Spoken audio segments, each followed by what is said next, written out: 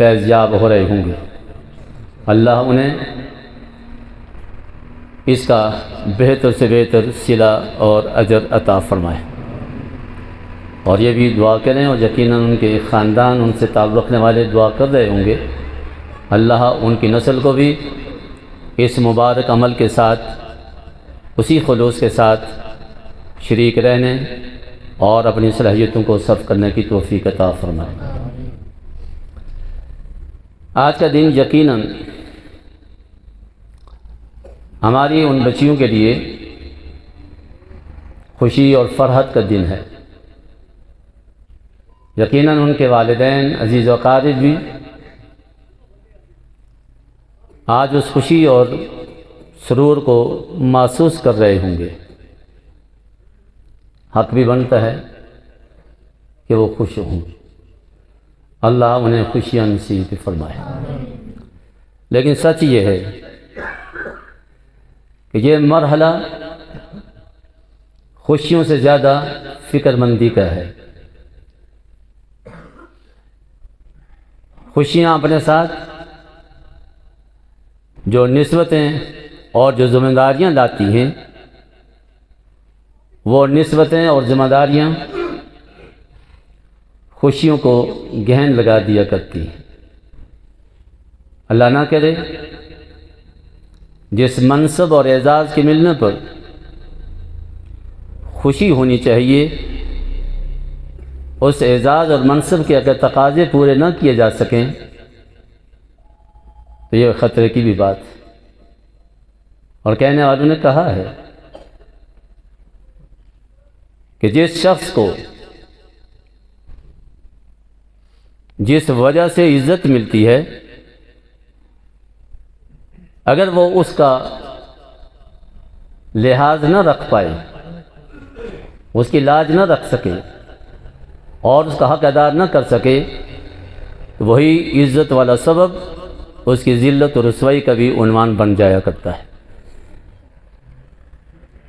یقیناً اس حوالے سے آج جہاں ہماری ان بچیوں کے لیے یہ دن خوشی کا ہے، سرور اور فرحت کا ہے، وہاں فکر مندی کا بھی ہے، اور اللہ رب العزت کی طرف متوجہ ہونے کا بھی ہے کہ اللہ انہیں اس اعزاز کی لاج رکھنے کی توفیق عطا فرمائے۔ ہماری ان بچیوں کو یاد ہوگا، اور اسی کتاب کے بالکل اوائل میں وہ حدیث پڑھی ہوگی، اور یقیناً دل و دماغ میں محفوظ بھی ہوگی کہ آج آپ جن کی وارث بننے جا رہی ہیں اور جس علمی وراثت کو حاصل کرنے جا رہی ہیں، اور جو نیابت اور وراثت کا تاج تمہارے سر پہ سجایا جانے لگا ہے، یہ وہی پہلی بار جب سرور دو عالم صلی اللہ علیہ وسلم کو ملی تھی، اور غار حرا کی تنہائیوں میں جب انہیں کے سر پر نبوت کا یہ تاج رکھا جا رہا تھا، تو اس بلند ترین اعزاز ملنے پر وہ خوشی خوشی، شاداں و فرحاں غار حرا سے اپنے گھر کی طرف نہیں آئے تھے۔ آپ نے یہ پڑھا ہے کہ جب وہ یہ وحی کا علم لے کر اور پہلی وحی لے کر غار حرا سے اپنے گھر آ رہے تھے، اور گھر پہنچتے ہی ان کی کیفیت جس پریشانی کا اظہار کر رہی تھی، کپ کپاتے جسم کے ساتھ، یرجف فؤادہ کے الفاظ آپ نے پڑھے ہیں، اور زبان پہ یہ جملہ تھا جو اپنی رفیقہ حیات کے سامنے رکھا تھا کہ مجھے تو اپنی جان کا خوف، خشیت علی نفسی، اور اس خشیت علی نفسی کے ذیل میں آپ نے تفصیلات میں یہ پڑھا ہوگا کہ اس سے مراد اس ذمہ داری کی ادائیگی کا خوف لائق تھا جو اللہ تعالیٰ نے ان کے کندھوں پہ رکھی تھی، کہیں ایسا نہ ہو کہ یہ ذمہ داری مجھ سے کما حق پوری نہ ہو سکے۔ تو اگر سرور دو عالم صلی اللہ علیہ وسلم وہ اس ذمہ داری کے حوالے سے فکر مند تھے اور پریشان تھے، جبکہ اللہ نے تو انہیں بہت ساری صلاحیت عطا فرما رکھی تھی اور کوئی خطرہ بھی وہاں نہیں تھا، وہ ذمہ داری جب آپ کی طرف منتقل ہو رہی ہے اور ان حالات میں منتقل ہو رہی ہے کہ جو سرور دو عالم صلی اللہ علیہ وسلم کے زمانے کے حالات سے کچھ زیادہ مختلف بھی نہیں ہیں۔ نبی علیہ السلام نے ارشاد فرمایا تھا کہ اس دین کی جیسے ابتدا ہوئی تھی ویسے اس کی انتہا بھی ہوگی۔ بدأ الدین غریبا وسيعود كما بدا، جس طرح یہ دین ابتدا میں اجنبی تھا، عروج ملنے کے بعد پھر دوبارہ اجنبی بنتا جائے گا، اور سچ ہے کہ آج یہ دین اپنا اعزاز اور اپنا عروج پانے کے بعد پھر اجنبیت کی طرف جا رہا ہے۔ غیروں اور بیگانوں میں نہیں، دینداروں میں، مسلمانوں میں، دیندار کہلانے والوں میں آج یہ زندگی دین سے دور ہوتی جا رہی ہے، اور دین آج دین والوں کے ہاں اجنبی بنتا جا رہا ہے۔ ان مشکل ترین حالات میں اگر یہ ذمہ داری آپ کے کندھوں پر آ رہی ہے تو جہاں دلی خوشی اور فرحت آپ محسوس کر رہی ہیں، وہاں اس پہلو پر بھی ضرور توجہ دیں کہ کہیں اس اعزاز سے متعلقہ ہماری ذمہ داریاں ہم اگر پوری نہ کر سکے تو کل کیا جواب دیں۔ اللہ آپ کو اس نسبت سے اپنی ذمہ داریوں کا احساس بھی نصیب فرمائے اور ان ذمہ داریوں سے عہدہ برا ہونے کی توفیق بھی عطا فرمائے۔ آج ہم جس مستقبل کی طرف بڑھ رہے ہیں، اپنی ذات سے لے کر اپنی گھر بار، اپنے معاشرے، اپنے بازار، اپنے دفاتر اور ایوان اقتدار کے راہداریوں تک اس سارے منظر کو سامنے رکھیں اور پھر دیکھیں کہ وہ میرے نبی علیہ السلام کا دین آج میری ذات میں، میرے گھر میں، میرے معاشرے میں، میری خوشی غمی میں، میری بازار اور مارکیٹوں میں اور میرے دفاتر میں اور ہمارے ایوان اقتدار کے راہداریوں میں اس پر کتنا عمل ہو رہا ہے، اور مستقبل کے حوالے سے اس پر عمل کے حوالے سے کیا کیا صورتیں بن رہی ہیں، اور دوسری طرف اس دین کو مٹانے کے لیے میں خود اپنے عمل کے ذریعے سے میرے گھر والے، میرے معاشرے والے، میرے بازار اور مارکیٹوں والے وہ میرے نبی علیہ السلام کے اس لائے ہوئے دین کے حوالے سے کیا سوچ رکھتے ہیں، کیا عمل کر رہے ہیں۔ یقیناً ایسے دور میں جسے یہ ذمہ داری سونپی گئی ہے اس کے لیے فکر مندی اس کی خوشی سے زیادہ ہونی چاہیے، اسے زیادہ ہونی چاہیے۔ اور ایک بات تو وارث ہونے کی حیثیت سے بہت اچھی طرح دل میں جگہ دینے کی ہے کہ جو شخص جس کا وارث بن رہا ہے اس کی نسبت کے علاوہ باقی ساری صفات و ذمہ داریاں اس کی طرف منتقل ہوتی ہیں۔ صفت کے علاوہ، نسبت کے علاوہ باقی ساری ذمہ داریاں وہ اس کی طرف منتقل ہوتی ہیں۔ آپ حضرات بھی جانتے ہیں کہ باپ کے مرنے کے بعد بیٹا اس کی ساری مملوکہ چیزوں کا مالک بنتا ہے، اس کا وارث بنتا ہے، صرف باپ ہونے کی نسبت اسے نہیں ملتی۔ بالکل اسی طرح جو نبی کا وارث بن رہا ہے اسے نبی کی نسبت کے علاوہ، نبوت کے علاوہ باقی ساری چیزیں منتقل ہو رہی ہیں۔ اب اس کی زندگی وہ نبی کی زندگی کا نمونہ بننی چاہیے، اور اس کے اندر ساری صفات جو نبی علیہ السلام کے اندر موجود تھیں اور وہ عمل جو نبی علیہ السلام کی زندگی کا تھا وہ اس کی طرف منتقل ہونا چاہیے، صرف نبوت نہیں، باقی ساری چیزیں ان کی زندگی کی جو ترتیب تھی ان کے وارث کے اندر بھی زندگی کی وہی ترتیب آنی چاہیے۔ ان کی زندگی کے شب و روز جیسے گزرتے تھے اس وارث کے بھی زندگی کے شب و روز ویسے گزرنے چاہیے۔ اس کی رات کی تنہائیاں جیسی تھیں اس کی بھی رات کی تنہائیاں ویسی بڑھنی چاہیے۔ اور آپ نے قرآن مجید میں اس آیت کے ذیل میں نبی علیہ السلام کی رات کی تنہائیوں اور ان مناجات اور ان آہوں اور سسکیوں کا یقیناً تذکرہ پڑا ہوگا جہاں جناب رسول اللہ صلی اللہ علیہ وسلم کے لیے اللہ رب العزت کی جانب سے ان مصروفیات میں اور اس رونے دھونے میں اور اس قیام میں کمی کے لیے کہا گیا ہے، یا ایھا المزمل قم اللیل الا قلیلا۔ تو اگر وہ وارث بننے والا جس کا وارث بن رہا ہے وہ تو معصوم ہونے کے باوجود کہ اس کی زندگی میں گناہ کی کوئی آمیزش نہیں، تصور بھی نہیں، غلطی کا تصور بھی نہیں، لیکن پھر کی رات کی تنہائیوں میں لمبی رات، لمبا قیام، کہ اللہ نے انہیں کہا کہ اے نبی صلی اللہ علیہ وسلم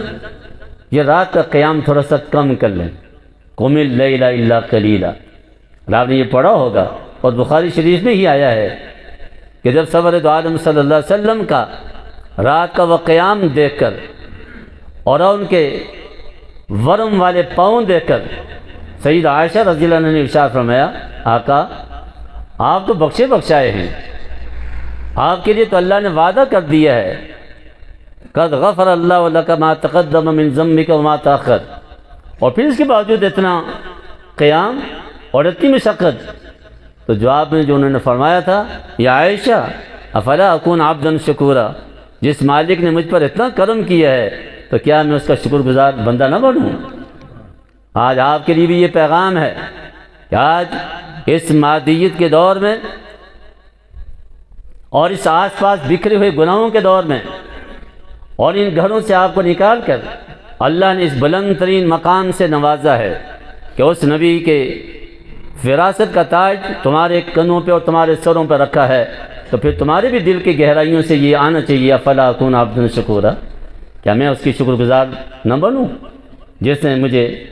یہ اعزاز عطا کیا ہے؟ حق بنتا ہے سب سے پہلے اس نعمت کے علم ملنے پر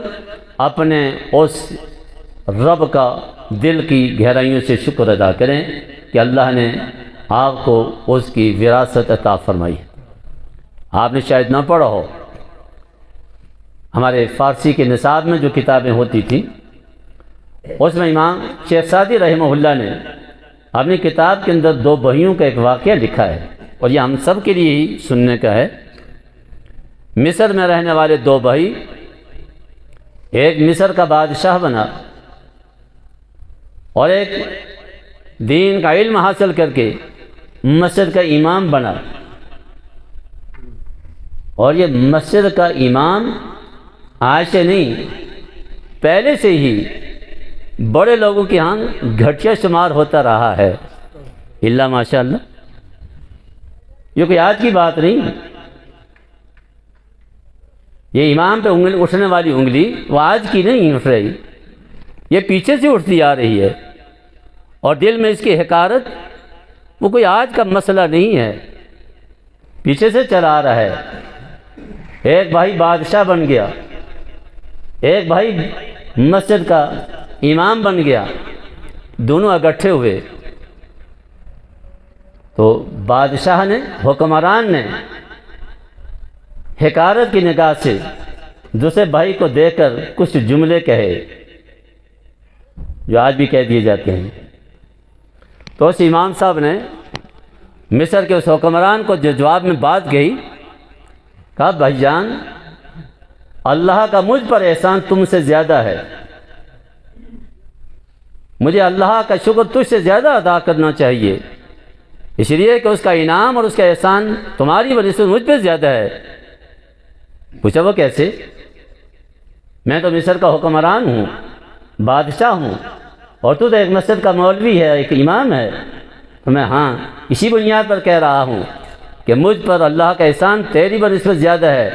پوچھا وہ کیسے؟ کہا وہ اس لیے کہ اللہ نے تجھے بھی وراثت دی ہے، مجھے بھی وراثت دی ہے، تجھے فرعون کا وارث بنایا ہے اور مجھے محمد الرسول اللہ کا وارث بنایا ہے۔ مصر کا حکمران فرعون تھا، تو اس کا وارث بنا ہے، میں رسول اللہ کا وارث ہوں، اس مسجد کے مصلی پہ کھڑا ہوں، اور یقیناً فرعون کے وارث کی بنسبت رسول اللہ کے وارث پر اللہ کا احسان۔ ہاں یہ بھی ذہن میں رکھ لیں بھائی، یہ بھی ذہن میں رکھ لیں۔ اور باقی یہ جو ظاہر کے نقشے ہیں ان کی تو کوئی حیثیت نہیں ہے، اور کہنے والوں نے کہا ہے کہ ہمیشہ فتنے اور خرابی اور فساد کی بنیاد دو چیزیں بنتی ہیں، یا زر بنتا ہے یا زور بنتا ہے۔ خرابی کی بنیاد ہمیشہ دو چیزوں سے ہوتی ہے، یا زر سے ہوتی ہے یا زور سے ہوتی ہے۔ آج بھی زر اور زور یہ بنیاد ہیں، ہونا نہیں، زر اور زور یہ کوئی چیز نہیں ہے۔ اس کے مقابلے میں دو چیزیں جو اس دین کے علم کے جیسے انسان کو حاصل ہونی چاہیے، وہ دو چیزیں ہیں، یا در ملے یا در ملے۔ اس علم کے جیسے اگر اللہ کا در مل گیا اور یہ اللہ کا ڈر حاصل ہو گیا، یہ سب کچھ ہے۔ زر و زور کے پیچھے کبھی نہ بھاگیں، یہ ہمیشہ فتنے کی بنیاد ہیں۔ زر و زور کی بجائے ڈر اور در کی طرف جائیں کہ اس علم کے جیسے وہ در ملے جو سب کے لیے ہے، اور اس کا ڈر ملے جو اصل بنیاد ہے۔ تو بھائی زر و زور کی بجائے در اور ڈر۔ یہ باقی جو ظاہری نقشے ہیں ان کی کوئی اگر حقیقت ہوتی اور ان کی کوئی وقت ہوتی تو جب وہی رسول صلی اللہ علیہ وسلم انہوں نے اس دین کا آغاز کیا اور اس دین کی دعوت دینی شروع کی، تو جانتے ہو کہ انہیں پیشکش زر کی بھی تو کی گئی تھی۔ کہا گیا تھا مانگو کیا چاہتے ہو، کتنا مال چاہیے، قدموں میں ڈھیر کر دیتے ہیں۔ حکمرانی چاہیے، ہم عرب کا بے تاج بادشاہ بنا لیتے ہیں، اور اگر عیش و عشرت کی زندگی چاہیے، اشارہ کرو وہی آپ کے پاس آپ کے حرم میں آئے گی۔ لیکن اس موقع پر مکہ والوں کی پیشکش کا جواب سرور عالم صلی اللہ علیہ وسلم نے نہ کی صورت میں دیا تھا۔ اس کی قیمت لگ ہی نہیں سکتی، اس دولت کی قیمت نہیں لگ سکتی، اور کہنے والے کہتے ہیں دو چیزوں کی قیمت لگائی ہی نہیں جا سکتی، نہ نظریے کی قیمت لگائی جا سکتی ہے اور نہ عزت کی قیمت لگائی جا سکتی ہے۔ نظریہ بیچنے والا بھی اور عزت کا سودا کرنے والا بھی وہ بہت گھٹیا آدمی ہوا کرتا ہے، نہ نظریہ بیچا جا سکتا ہے اور نہ عزت بیچی جا سکتی ہے۔ سرور عالم صلی اللہ علیہ وسلم نے انکار کر دیا تھا، اور ایک تاریخی جملہ فرمایا تھا کہ مکہ والو، اگر تم میرے ایک ہاتھ پہ سورج لا کر رکھ دو اور دوسرے پہ چاند لا کر رکھ دو، میں اپنے اس نظریے سے پیچھے مال رد کر دیا تھا، بھوکا رہنا قبول کیا تھا، اور قبول ہی نہیں کیا تھا، زندگی بھوک اور فقر سے گزار کر اپنے وارثوں کو ایک پیغام بھی دیا تھا، ایک پیغام بھی دیا تھا۔ اور وہ پیغام یہ ہے کہ غربت و فقر کوئی عیب کی چیز نہیں، زندگی گزاری ہے، زندگی گزار کر ایک پیغام عمل کے لیے سے دیا تھا کہ فقر اور غربت کوئی عیب کی چیز نہیں۔ فقر اور غربت عیب ہوتا تو میرے اور آپ کے نبی کا چولہا بجھا نہ رہتا، مہینوں بجھا نہ رہتا۔ اگر فقر اور غربت عیب کی چیز ہوتی تو میرے اور آپ کے نبی کے پیٹ پر پتھر نہ آتے۔ اگر یہ عیب کی چیز ہوتی تو زندگی کی آخری شب جو اس دنیا میں انہوں نے گزاری تھی، جس کو وہ ہمیشہ ہمیشہ کے لیے اس دنیا سے منہ موڑ لیا تھا، اس رات ان کے گھر میں چراغ میں جلانے کے لیے تیل نہیں تھا، اور اس وقت بھی ان کی کل کائنات وہ چند سا جو تھے جو انہوں نے ایک یہودی سے ادھار لے رکھے تھے۔ درمیان کی زندگی بھی جانتے ہو، اسی بخاری شریف میں وہ حدیث آئی ہے کہ جب سیدنا عمر رضی اللہ تعالیٰ عنہ ایک موقع پر نبی علیہ السلام کے حجرے میں پہنچے تھے، جب وہاں تنہائی کی زندگی گزار رہے تھے، اور اس حال میں جا کر دیکھا کہ جس بچھونے پر جسم مبارک لگا ہوا ہے، وہ نرم و نازک جسم،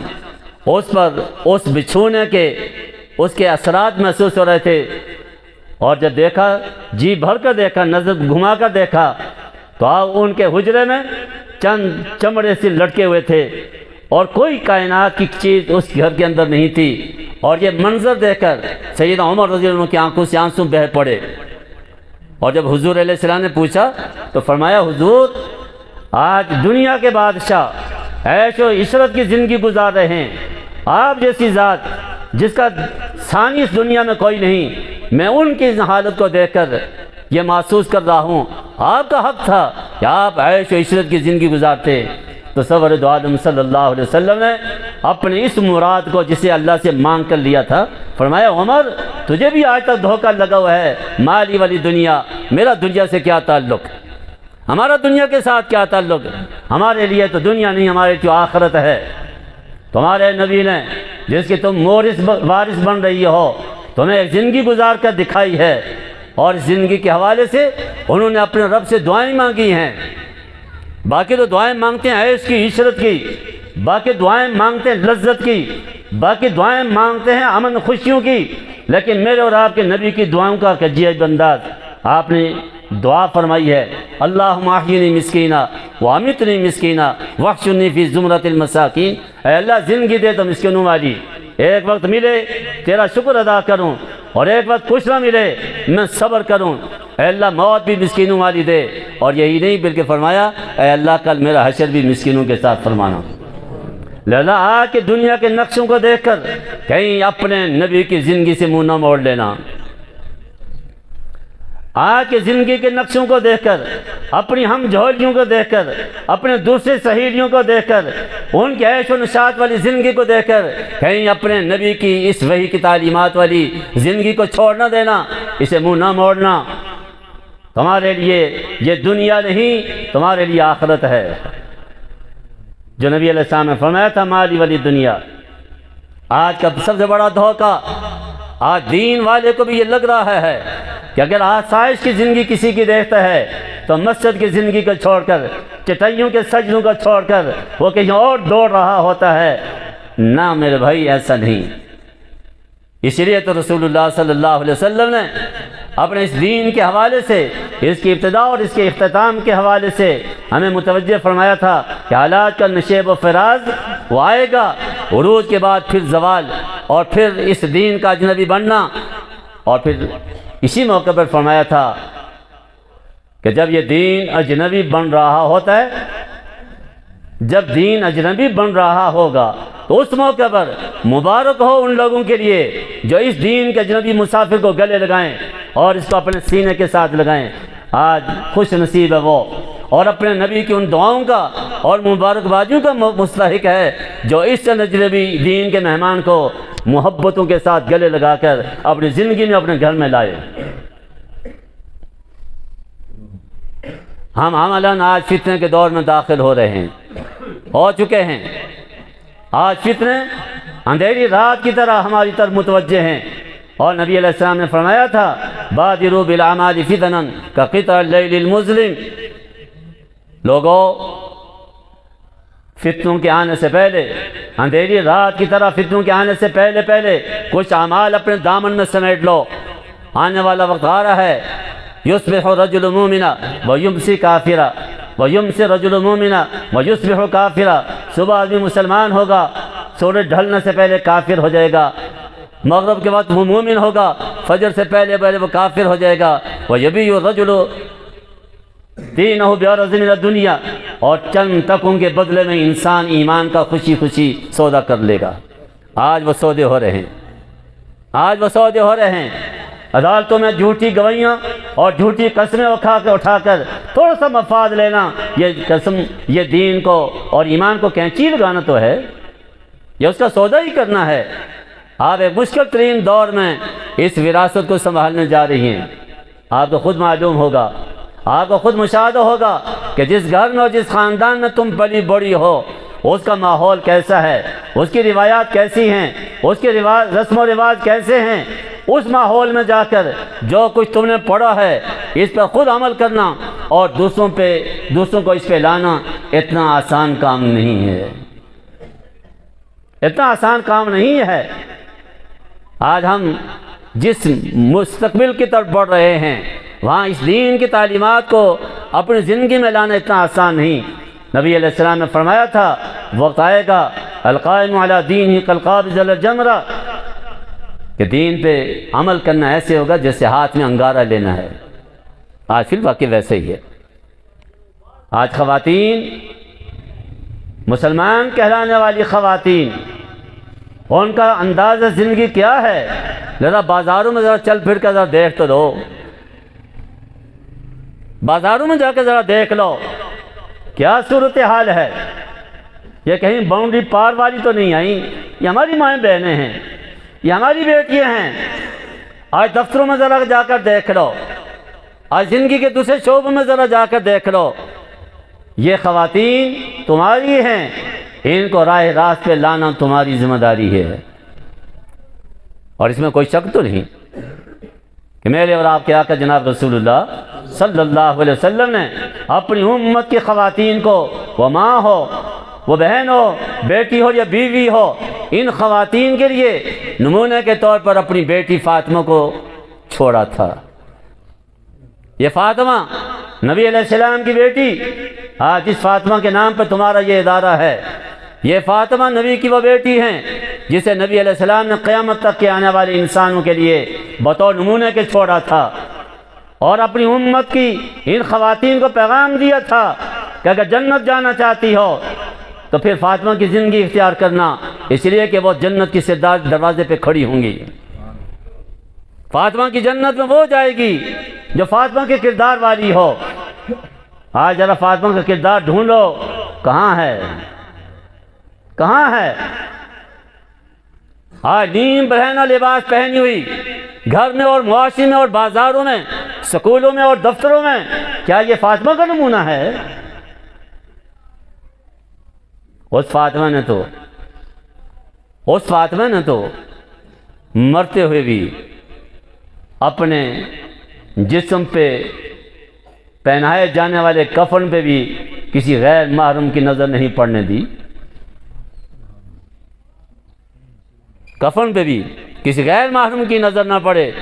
اور اسی لیے تو علی کو وصیت کی تھی، زندگی کی آخری سانسوں میں چند سال رفاقت کے گزرے تھے، 6.5 سال، 15.5 سال کی عمر میں اس کی شادی ہو رہی ہے، 22 سال کی عمر میں یہ اللہ کے ہاں جا رہی ہے۔ یہ 6-7 سال کی رفاقت علی کے ساتھ گزری تھی، اور اس رفاقت کے ناطے مانگا کچھ بھی نہیں تھا، صرف اس ایک بات، علی میری تمہاری جدائی کا وقت قریب آ چکا ہے، اب ہماری رفاقت ختم ہونے جا رہی ہے، اس زندگی کے رفاقت کے ناطے ایک گزارش کرتی ہوں۔ پوچھا کیا؟ کہ گزارش یہ ہے کہ جب میں مر جاؤں تو رات کے اندھیرے میں میرا جنازہ اٹھانا، رات کے اندھیرے میں میرا جنازہ اٹھانا۔ کہ فاطمہ کیا کہہ رہی ہو؟ نبی کی بیٹی، اور وہ بیٹی جو جنت کی عورتوں کی سردار بنے گی، میں اس کا جنازہ رات کے اندھیروں میں چند آدمیوں کے لے کر اٹھاؤں؟ میں تو دن کے اجالے میں سارے مدینے والوں کو جمع کر کے پورے اعزاز کے ساتھ اس کا جنازہ اٹھاؤں گا، پر میں نہیں، میری چاہت یہ ہے کہ رات کے اندھیرے میں اٹھاؤ۔ پوچھا کیوں؟ کہا اس لیے کہ میں نے کوشش کی ہے کہ زندگی میں میرے جسم پہ پہنے ہوئے کپڑوں پہ کسی غیر محرم کی نظر نہ پڑے، اسی کوشش کی ہے کہ میرے جسم پہ پہنے ہوئے کپڑوں پہ کسی غیر محرم کی نظر نہ پڑے، چاہت یہ ہے کہ میرے کفن پہ بھی کسی غیر محرم کی نظر نہ پڑے۔ جو فاطمہ وہ اس کردار کی مالک تھی، آج اس کے ماننے والیاں وہ ذرا اپنا ماحول دیکھیں، وہ اپنے گھر بار میں اپنا رہن سہن دیکھیں، وہ معاشرے میں اپنی روایات دیکھیں، وہ اپنی مصروفیات بازاروں کی دیکھیں، یہ کل قسموں سے اپنے نبی کی بیٹی فاطمہ کو اپنا منہ دکھائیں گی، اور وہ ہیں سو ہیں، لیکن میری بیٹیاں جو اس دین کو حاصل کر رہی ہیں، جو وحی کی تعلیمات کو حاصل کر رہی ہیں، اور وحی کی تعلیمات کو حاصل کر کے اسی نبی کے گھر کی فرد بن چکی ہیں، جس نبی کے گھر کی فرد وہ فاطمہ ہوا کرتی تھی، انہیں تو کم از کم اپنی زندگی کی روایات کو اور اپنی زندگی کے انداز کو اپنے نبی علیہ السلام کی بیٹی کی طرح کا اختیار کرنا چاہیے۔ یہ طے ہے، اور بہت اچھی طرح سمجھ لو، آج تمہاری زندگی کا ایک خاص دن ہے۔ اس سے پہلے جو تھیں سو تھیں، جو تھیں سو تھیں، جس کی بیٹی تھیں، جس کی بہن تھیں، جس کی بھتیجی بہانجی تھیں، لیکن آج اس اعزاز ملنے کے بعد، آج اس سبق کے بعد تمہاری نسبت بدل گئی ہے۔ اب تم کسی کی بیٹی ہو نہیں ہو، بہن ہو یا نہیں ہو، بھتیجی بھانجی ہو سو ہو، لیکن آج تمہیں جو اعزاز مل رہی ہے، آج تم چھوٹی چھوٹی نسبتوں سے ممتاز ہو کر ایک بڑی نسبت سے ہمکنار ہو رہی ہو کہ آج تم نبی کی گھر کی فرد بن رہی ہو۔ اب تم سے مناسب والی نہیں، اب تم دھیر کوٹ والی نہیں، اب کٹکیر اور فلان جگہ والی نہیں، آج تم نبی علیہ السلام کے گھر کی فرد بننے جا رہی ہو، اس لیے کہ تم آج ان کی وارث بن رہی ہو۔ اور سنا ہے، اور فی الواقع بھی وارث اپنے ہوا کرتے ہیں، بیگانے، وراثت اپنوں کو ملا کرتی ہے، بیگانوں کو نہیں ملا کرتی۔ وحی کی تعلیمات حاصل کرنے والا اب وہ نبی کے گھر کا فرد بن چکا ہے، اور نبی کے گھر کے افراد کے لیے اللہ کا اسلوب اور اللہ کا انداز بھی عجیب ہے۔ آپ نے فرمایا تھا 22 پارے کی ابتدائی آیات میں، جہاں اللہ رب العزت نے نبی علیہ السلام کے گھرانے کی خواتین کو اور گھر کی خواتین کو مخاطب کیا تھا، وہاں یہ جملہ کہا تھا، یا نساء النبی لستن کاحد من النساء، اے نبی کی گھر والیو، تم عام عورتوں کی مانند نہیں ہو۔ آج اس سبق کے ناطے اور اس سبق کے واسطے سے ہم تمہیں بھی یہی کہہ رہے ہیں، اے بچیو، تم اب عام بچیاں نہیں رہیں، اب عام بچیاں نہیں رہیں۔ پہلے تمہارے کسی بھی عمل کی بنیاد پر اٹھنے والی انگلی تمہارے باپ کی طرف اٹھتی تھی، فلاں کی بیٹی تمہارے چچا اور ماموں کی طرف اٹھتی تھی، تمہارے بھائی کی طرف اٹھتی تھی، فلاں کی بھتیجی اس نے یہ کہا کیا، فلاں کی بھانجی اور بہن نے یہ کہا اور کیا۔ لیکن اب اگر کوئی کام تمہارا ہوگا اور اس پر انگلی اٹھے گی تو یہ سیدھی رسول اللہ کی طرف جائے گی۔ عالم کی غلطی وہ سیدھی نبی علیہ السلام کی طرف جاتی ہے۔ علماء کو بہت محتاط، بہت محتاط، بہت محتاط، اور یہ بات بھی اپنی جگہ طے ہے۔ آج سے پہلے تمہاری کمی کوتاہیوں پر ہو سکتا ہے سرزنش نہ ہو، آواز نہ نکلے، اس لیے کہ آج سے پہلے تم سرو کے درخت کی مانند تھیں۔ سرو کا درخت دیکھنے میں بڑا خوبصورت لگتا ہے، لیکن اس سرو کے درخت پر کبھی کسی نے پتھر دیکھا ہے؟ کبھی کسی کو پتھر مارتے ہوئے نہیں مارا، اس لیے کہ اس پر پھل نہیں ہے۔ اور اگر خوبانی کا درخت ہو، سیب کا درخت ہو، ٹیڑھا میڑھا سا بھی ہو، لیکن اگر اس میں پھل لگا ہو تو اس پر ہر ایک پتھر مارتا ہے۔ جب تک علم کا یہ پھل تمہیں نہیں ملا تھا، تم سرو کے درخت کی مانند تھیں۔ اب علم کا پھل لگ چکا ہے، اور اب ہر ایک پتھر مارے گا، اپنا بھی مارے گا، بیگانہ بھی مارے گا۔ لہذا اس علم کے پھل لگنے کے بعد تمہارا کردار پھلدار درخت کی مانند ہونا چاہیے، اور یہ تمہارے لیے نہیں، ہر علم والے کے لیے، وہ مرد ہو یا عورت، اس کا کردار پھلدار درخت کی طرح ہونا چاہیے۔ پھلدار درخت کا کردار یہ ہوتا ہے کہ مالک پتھر مارے اسے بھی پھل دیتا ہے، چور پتھر مارے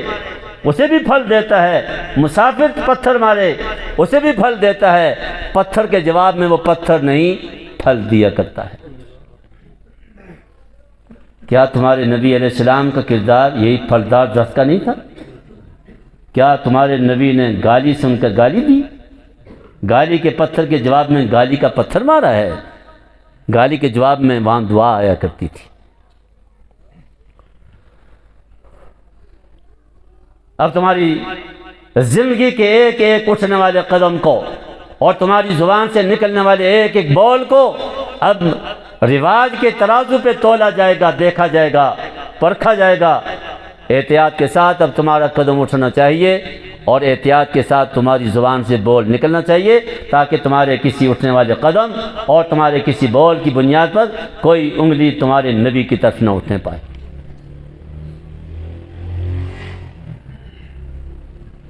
اور ذہنی طور پر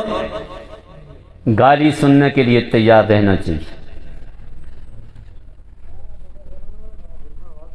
نبی علیہ السلام کے اندر کوئی عیب نہیں تھا کہ گالی دی جاتی، نبی علیہ السلام کے اندر کوئی عیب نہیں تھا کہ ان پر انگلی اٹھائی جاتی، نبی علیہ السلام کے اندر کوئی عیب نہیں تھا کہ جن کی بنیاد پر آوازیں کسے جاتے، لیکن گالی دی گئی، آوازیں کسے گئے، اور ہر با اختیار کیا گیا جو دشمنوں کے ساتھ کیا جاتا ہے۔ اگر ان کے ساتھ ہوا ہے تو پھر تمہارے ساتھ بھی ہوگا، اور جس عالم کے ساتھ یہ معاملہ ہو اسے خوشی سے اپنی نسبت پہ فخر کرنا چاہیے کہ صحیح ان راہوں پہ چل رہا ہے جن راہوں پر یہ کچھ پیش آیا کرتا ہے۔ اور اس لیے کہنے والے کہتے ہیں کہ جس عالم کو یہ چیزیں نہ پیش آئیں زندگی میں، خطرہ ہے کہ وہ دینی کام میں مداہنت کر رہا ہے، خطرہ ہے کہ وہ دینی کام میں مداہنت کر رہا ہے۔ آپ امت کی اب وارث بن رہی ہیں، ذمہ دار بن رہی ہیں، اس کے لیے ضروری ہے کہ آپ اپنا تعلق اپنے رب کے ساتھ پہلے سے زیادہ مضبوط کریں۔ فاضل بننے کے بعد عام طور پر اس کی توجہ نہیں ہوتی، بے توجہی ہو جاتی ہے، نہیں، اب ہماری راتیں اور زیادہ اللہ کے تعلق کے ساتھ گزرنی چاہیے، ہماری تنہائیاں وہ اہم اور سسکیوں سے عبادت ہونی چاہیے،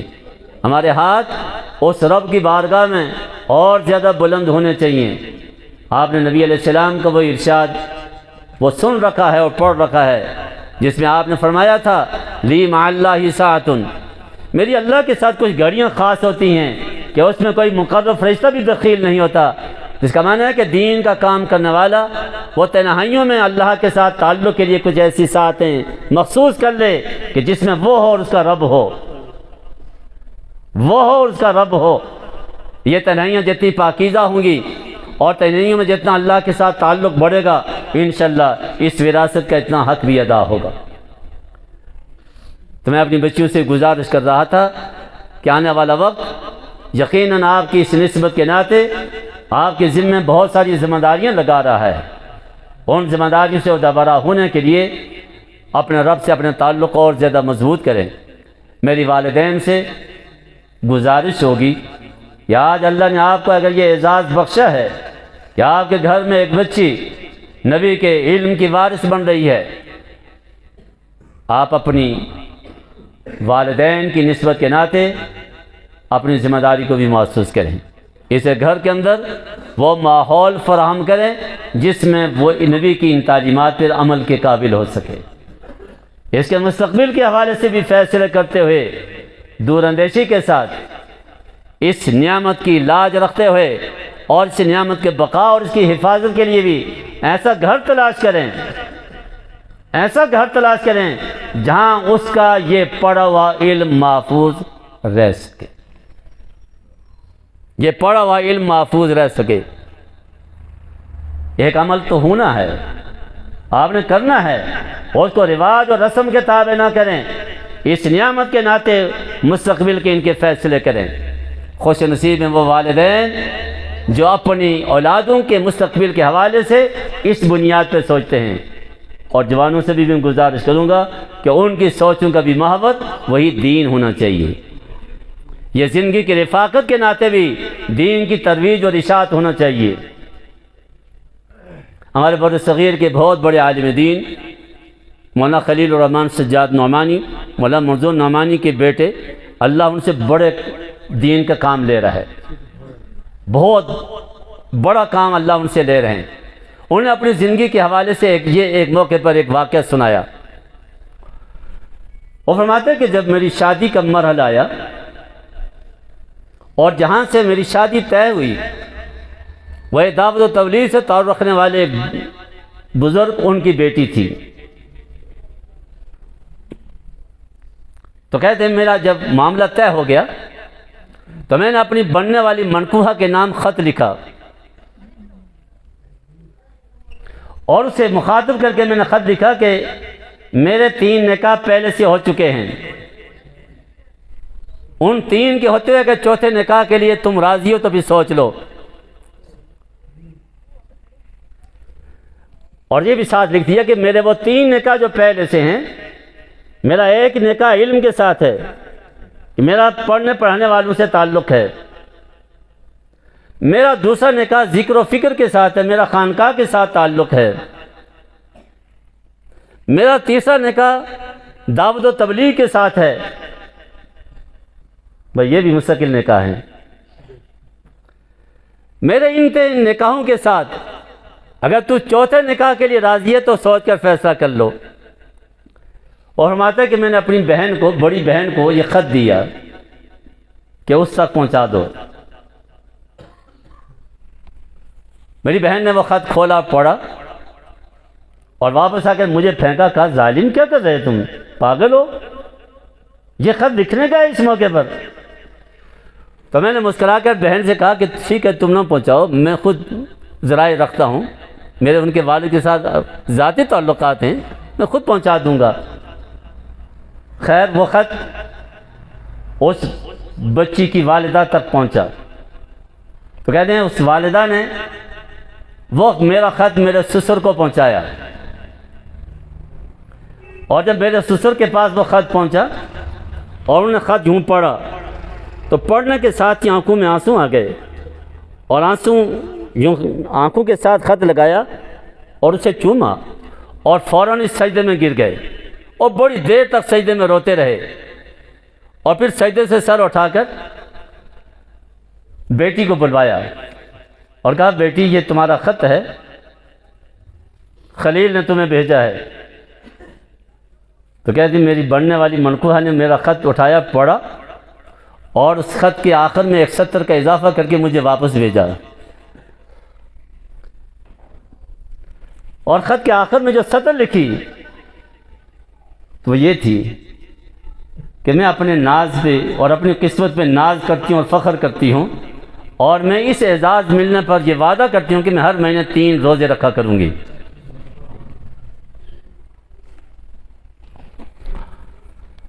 میرے بھائیوں، ہم کچھ اور تھے، کچھ اور بن گئے ہیں۔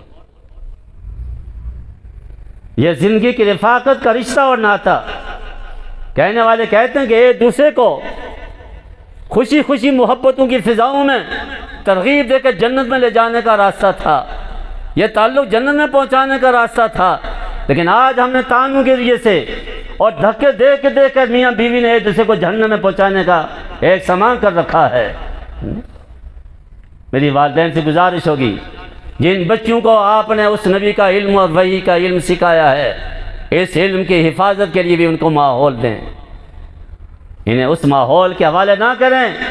جہاں یہ بے دین بن جائیں۔ اور ایک بات بہت اچھی طرح ذہن میں رکھنے کی ہے، جو جتنا دیندار ہوگا اتنے بے دینی کے خطرات ہوں گے، اسے زیادہ اتنے اسے نقصان پہنچنے کے خطرات زیادہ ہوں گے۔ جو عام آدمی ہے وہ اس آدمی کی مانند ہے جو کسی درخت پہ چڑھ رہا ہے اور بالکل ابتدا سے ہی چڑھتے ہوئے اول تو پھسلنے کے کوئی چانس نہیں ہوا کرتے، لیکن اگر پھسل بھی گیا تو ہلکی سی کہیں خراش آئے گی۔ لیکن عالم یہ بلند و بالا درخت کی چوٹی پہ پہنچا ہوا ہے، وہاں گرنے کے خطرات بھی زیادہ ہیں، اور اگر گر گیا تو پھر بچنے کا بھی کوئی سنا ہے کہ امام ابو حنیفہ رحمہ اللہ نے اپنے گھر کے بالا خانے پہ بارش کے دن دیکھا کہ نیچے سے ایک نوجوان مچلتا ہوا بھاگتا ہوا جا رہا ہے، تو اوپر سے آواز دے کر کہا بیٹا آہستہ آہستہ چلو کہیں پھسل جاؤ گے۔ تو اسے منہ اٹھایا اور کہا امام صاحب میری فکر نہ کریں، میں پھسلا تو ایک پھسلوں گا، اپنا خیال رکھیں، آپ پھسل گئے تو ایک امت پھسل جائے گی۔ علماء کرام فاضلات وہ اس پہلو کو نظر انداز نہ کریں، ان کی معمولی سی بے احتیاطی ہزاروں کی گمراہی کا ذریعہ بن جائے گی، ان کی معمولی سے بھی دین سے بے رخی وہ ہزاروں کے گمراہ ہونے کی بنیاد بنے گی۔ لہذا اپنی اس نسبت کے تعلق اور لاج رکھنے کے ناطے اپنی زندگی محتاط گزارنے کی کوشش کریں اور اس کے لیے اپنے رب سے توفیق مانگیں۔ جتنے اس سے توفیق مانگیں گی اتنا ہی اللہ توفیق عطا فرمائیں گے۔ اللہ سبھی کو اس دین کی نعمت کی قدردانی کی توفیق عطا فرمائے۔ امام بخاری رحمہ اللہ، ان کے ساتھ ہمارا یہ علمی تعلق اس کے ناطے یقیناً عورتوں کی نسبت کے حوالے سے ہمیں امام بخاری کی جہاں یاد آتی ہے تو ان کی بوڑھی ماں کی دعائیں بھی یاد آتی ہیں۔ یہ بخاری جنہوں نے یہ بلند ترین یہ کارنامہ سر انجام دیا کہ احادیث کا ایسا صحیح 3 مجموعہ جمع فرمایا، یہ بچپن میں آنکھوں سے معذور ہو گئے تھے، آنکھوں کی بینائی ختم ہو گئی تھی، باپ کا سایہ سر سے اٹھ چکا تھا، یتیم بچہ بیوہ ماں کی گود میں پل رہا ہے اور اس کیفیت کے ساتھ پل رہا ہے، نہ معلوم اس بیوہ نے، اس بوڑھی خاتون نے کن جذبات کے ساتھ اپنے رب سے مانگا ہوگا کہ وہ بخاری جو آنکھوں سے محروم تھے پھر اللہ نے انہیں آنکھوں کی بینائی عطا فرمائی۔ آج اگر امت کے حوالے سے سوال کیا جائے کہ اس امت کو سب سے زیادہ کس چیز کی ضرورت ہے تو بہت آسان سے برجستہ جواب یہ ہوگا کہ آج اس امت کو بخاری کی ماں کی گود کی ضرورت ہے۔ آج مائیں ہیں لیکن وہ گود نہیں جس گود میں بخاری پلتے تھے، وہ مائیں ہیں جو بہت کچھ آج پال رہی ہیں لیکن وہ نہیں کہ جن کی گود میں بخاری، مسلم، ترمذی، ابو داؤد اور ایک بڑی فہرست لمبی وہ پلے، آج وہ گود ہمیں میسر نہیں ہے۔ دعا کریں اللہ ہمیں بھی گود نصیب ہے، ایسی گود نصیب ہے۔ آج گود میں پلنے والی اولاد وہ اس کماش کی پل رہی ہے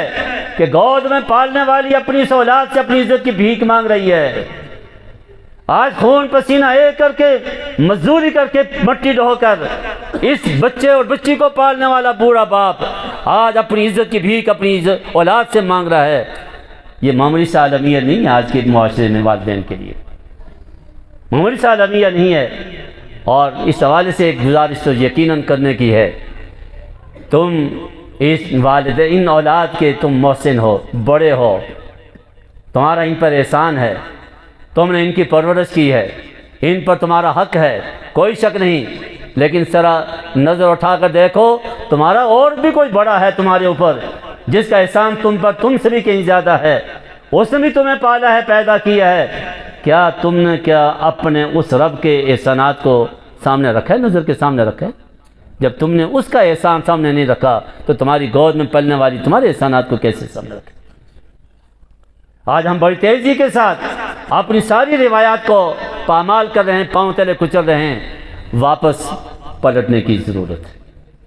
واپس پلٹنے کی ضرورت ہے۔ ہم واپس اپنے نبی کی دہلیز پہ آئیں۔ امام بخاری رحمہ اللہ نے اس کتاب کے اندر وہ زندگی اپنے نبی علیہ السلام کی اور اس کے مختلف گوشے کھول کر سامنے رکھیں، کیسے نبی علیہ السلام کی زندگی تھی، ایک ایک بات کو سامنے رکھا اور اس کی اختتام اس کا اختتام اور اس کی انتہا آج کی اس حدیث پہ کی ہے جو ہم نے آج پڑھی ہے، اور اس میں اس پوری زندگی کا جو خلاصہ انہوں نے سامنے رکھا ہے۔ ابتدا کی حدیث سے اور یہ ایک پیغام دیا ہے، وہی سے ابتدا کی ایک پیغام دیا ہے کہ کامیاب زندگی کی بنیاد اپنی فکر اور سوچ، اپنے خیالات نہیں، کامیاب زندگی کی بنیاد اللہ کی وحی ہے۔ وحی کی زندگی کامیاب زندگی ہے، وحی کے بغیر زندگی ناکام زندگی ہے، خواہ وہ بڑوں کی ہو، حکمرانوں کی ہو، کوئی بھی ہو، لیکن اگر وہی کی زندگی سے وہ خالی ہے تو یہ ناکام زندگی ہے۔ لیکن یہ زندگی وہی کی وہ اخلاص کے ساتھ ہونی چاہیے، اس کا ہر عمل وہ اخلاص پہ ہونا چاہیے، اور جتنا اخلاص ہوگا اتنا اس کے عمل کے اندر وزن آئے گا۔ دیکھنے میں عمل چھوٹا سا ہوگا لیکن وزن کے اعتبار سے بڑا بھاری ہوگا، اور اخلاص کے بغیر عمل دیکھنے میں بڑا ہوگا لیکن وزن سے خالی ہوگا۔ ایک غبارہ دیکھنے میں بڑا ہوتا ہے اور ایک باٹ لوہے کا دیکھنے میں چھوٹا سا ہوتا ہے، ایک چٹان کا اتنا سارا ہوتا ہے نا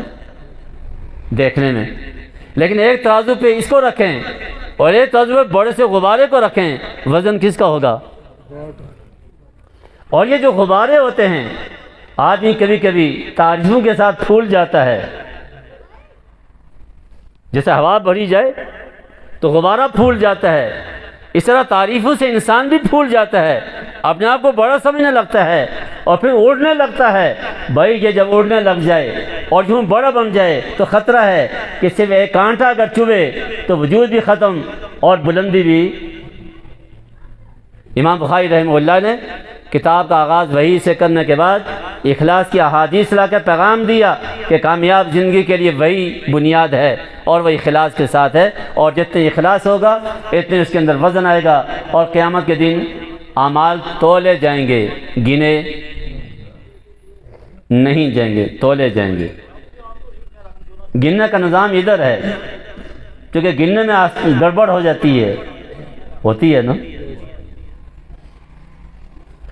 بس گننے کا تعلق ادھر ہے، ادھر گنا نہیں جائے گا، ادھر تولا جائے گا، اور تول کے اندر وزن وہ اخلاص کی بنیاد پر آتا ہے،